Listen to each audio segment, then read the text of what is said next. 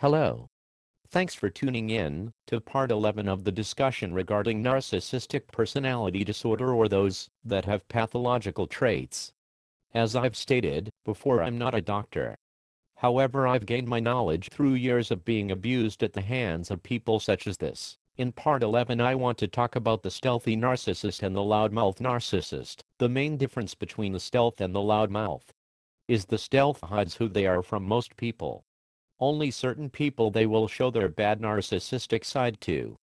And when they do, it's with using the sweet mean or mean sweet cycle to still slightly mask their behavior.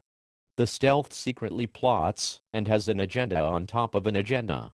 They are great liars and actors. They can convince most people they are as sweet as an angel. Meanwhile, they are tormenting one person in secret. The loudmouth tends to be loud and bossy with most people they encounter. The loudmouth isn't shy about who they are. Where the stealth tries to blend in and only reveals their true self to only a select few, the loudmouths are easy to spot. They tend to be the type to brag a lot, such as bragging about how much alcohol they can drink, how much money they make, or what kind of car they drive. Or will state they get so many men it's not even funny. Or they use men all the time. All of this info is given bluntly and right at the beginning of knowing them. They might be rude to men right at the start of meeting them and show their sense of entitlement right away.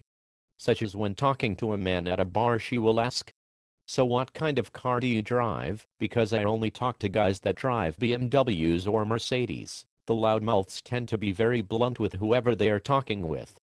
They tend to rub lots of people the wrong way, but are completely oblivious to this fact and or don't care. Some loudmouths tend to speak purposely loud and laugh wildly when in social groups.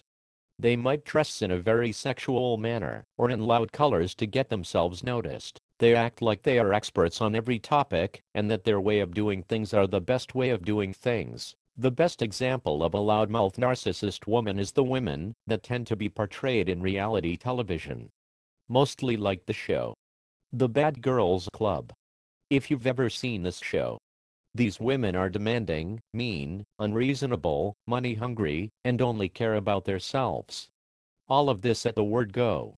They make no bones that they are just out for themselves, and others just need to deal with it. They openly brag they live by different rules than others. And if you think it's not fair, they can dump you and find another man faster than you can blink. Though this is just a show, there are women out there really like this. Though the stealth is better at hiding their true self than the loudmouth. If the loudmouth finds a victim they know has something they want, such as large sums of money, they might try really hard to tone down their nasty abrasive behavior to hopefully gain what they want. Though the loudmouths tend to be transparent with their behavior, they can from time to time sucker people with lies and charm when they feel motivated to do so. Like I just mentioned, if the money is right. This being said, for the most part, loudmouths are loudmouths 99% of the time around others, not caring they are offending others or how others feel about their behavior. And they will announce their sense of entitlement to the world. Your chance at accurately spotting a loudmouth as opposed to noticing a stealth at first meeting is quite a bit higher. The stealth is constantly watching others to see what's socially acceptable and what's not, because they always want to fit into what others are doing. Around others they tend to do as others are doing. Can stealths act like loudmouths in public around their peers? Yes, that is if that group they are hanging out act like loudmouths too. They will watch carefully and make sure that others in the group are doing this behavior first and that others deem it as cool. Then the next day, if they are spending time with a group that is socially conservative, they will be very socially conservative. Like I say, they watch others and see what's acceptable and what's not. The stealth is the true chameleon. This is why others would say, "Susie is so sweet. She's the nicest girl." Because they are good at portraying the perfect public image of themselves. And if they go on a limb and act like a loudmouth with their loudmouth friends, the stealth is good at covering her tracks so the conservative friends don't find out. They are masters at keeping the right hand in the dark about what the left hand is doing. What tends to happen is most men have met a loudmouth narcissist woman before and used that as a measuring stick on how a bad woman is. So when we meet the stealth, we are caught completely off guard. Are there things to watch out for the stealth narcissist? Yes, there are. If things seem to be too good and that it's unbelievable, like someone offering to sell you a Mercedes for $50, you might think there is something wrong with this deal. If it's too good to be true, it probably is. The main thing to look for is very fast-moving behavior. Here's this socially conservative woman that all of a sudden wants to move in with me and marry me after 2 months of knowing her. Or they proclaim love in 2 weeks. Or ask the question of, why don't you say you love me? It's been a month. This should be a red flag for you to stop, look, and think about what's going on. Though the stealth and loudmouth both share quick boredom, the stealth might still mention this in the beginning of meeting you. Such as, they don't have a lot of friends because they get bored of people fast. This should be a red flag to watch carefully. Narcissists of all types tend to be easily bored and will move from person to person because of this. Stealths are the true Dr. Jekyll and Mr. Hyde. One minute they are baking cookies and the next they are threatening to do horrible things to you. Their ability to con others is amazing.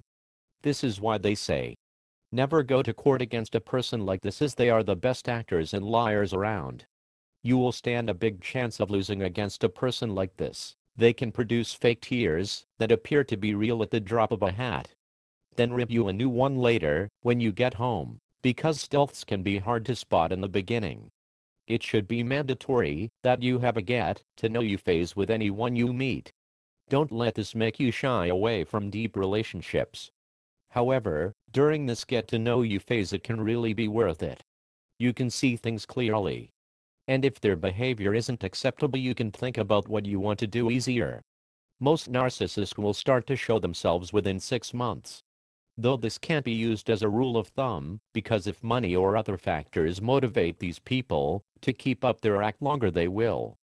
However, when I look back on the narcissists I've encountered and compare this to other stories, there seems to be a common thread of the narcissists starting to reveal themselves within 6 months. Thanks for tuning in to part 11.